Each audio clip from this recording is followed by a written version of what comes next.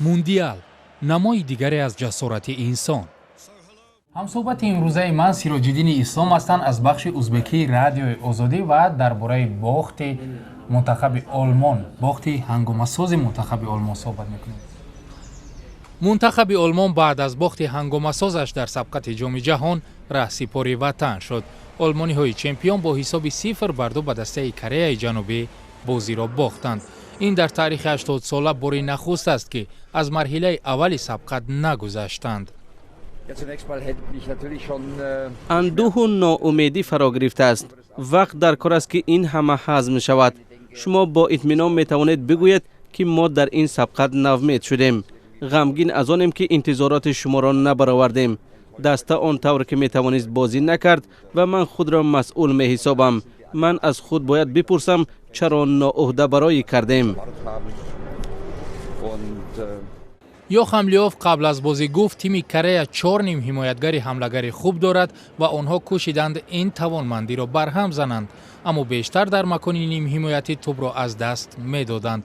با قول مربی هر کی در اینجا موقعش را از دست داد به رقیبانش امکانیت می‌دهد. به نظر می‌رسد که این دانش‌های مربی با تجربه به کار نآمدند. قریب 42,000 مخلص در شهر کالینینگراد شاهد از سبقت افتیدن تواناترین تیم دنیا شدند. ما خوب آماده بودیم. همه چی در دستمان بود. محض با همین دسته چندین تیم‌ها را مغلوب کردیم. بازی زیبا نمایش دادیم. این بار تأسف می‌خوریم که نتوانستیم این را به نمایش گذاریم.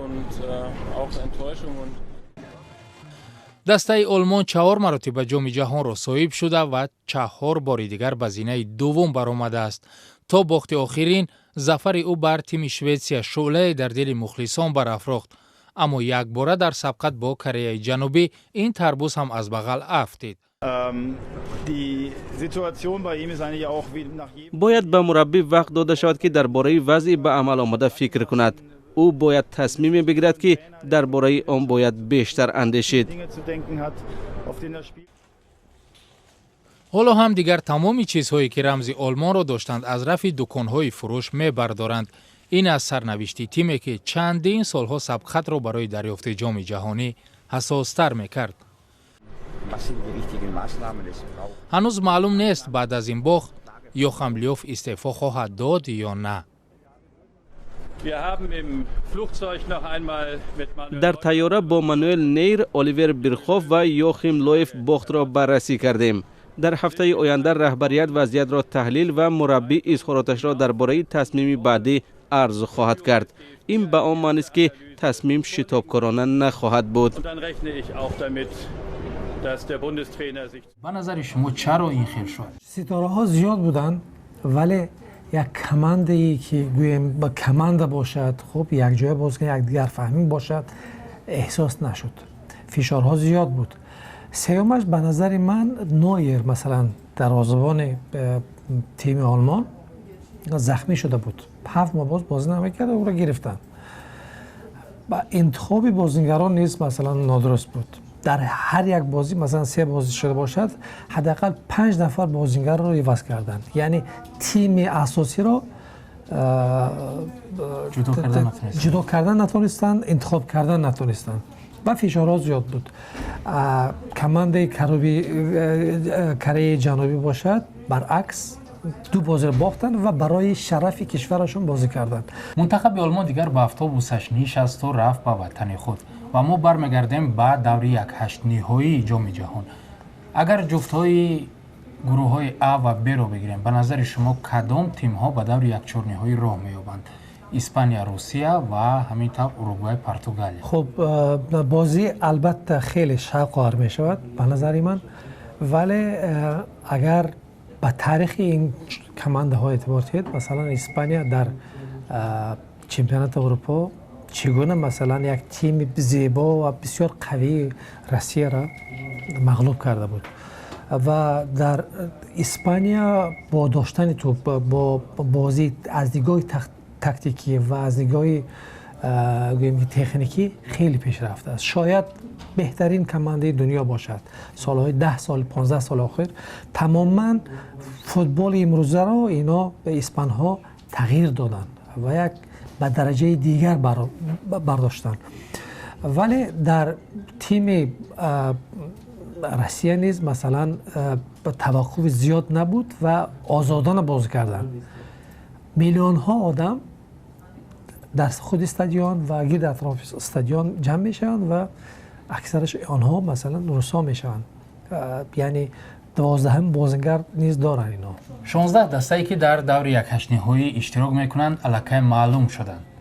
خوب به نظر شما از بین این 16 دسته مدعی اساسی برای جام جهان در روسیه کدام منتخب است؟ من خیلی میخواستم که انگلیا حداقل بعد از 50 چند سال غالب شود، ولی میبینیم. اما دسته انگلیا که خیلی بازیگران جوان دارند، حتی 18 ساله و 19 ساله و تو 24 سال و همگی یک نفری است که در جام جهان قبلی اشتراک کرده بود.